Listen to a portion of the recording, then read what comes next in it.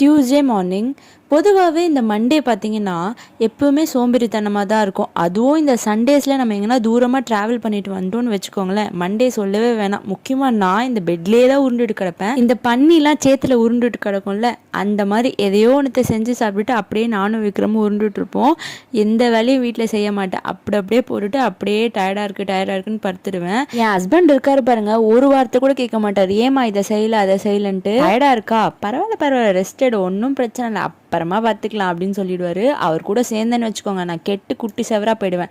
அதனால நான் என்ன பண்ணுவேன்னா, என்னை நானே செல்ஃப் மோட்டிவேட் பண்ணிட்டு எல்லா வேலையும் செய்ய ஆரம்பிச்சிருவேன். இன்னைக்கு அப்படிதான். மண்டே ரொம்ப சோம்பேறித்தனமாக போனனால டியூஸ்டே காலை சீக்கிரமாக எழுந்துக்கணும்னு எழுந்தாச்சு. எழுந்து எல்லா வேலையும் பிரிஸ்கா வந்து செஞ்சுட்டு இருந்தேன். எதிர் வீட்லையும் பார்த்தீங்கன்னா எதிர் வீட்டு அக்கா ஊருக்கு போயிருக்காங்க. ஸோ அவங்க வீட்லேயும் ஒரு குட்டி கோலத்தை போட்டுட்டு நம்ம வேலையை நம்ம பார்க்க ஆரம்பிச்சாச்சு. இன்னைக்கு ஹஸ்பண்ட் லஞ்ச் பாக்ஸ்க்கு பார்த்தீங்கன்னா மீன் குழம்பு. நமக்கு மீன் குழம்புக்கும் அதுக்கும் செட்டே ஆகாது. அதனால நான் முருங்கைக்கீரை பொரியல்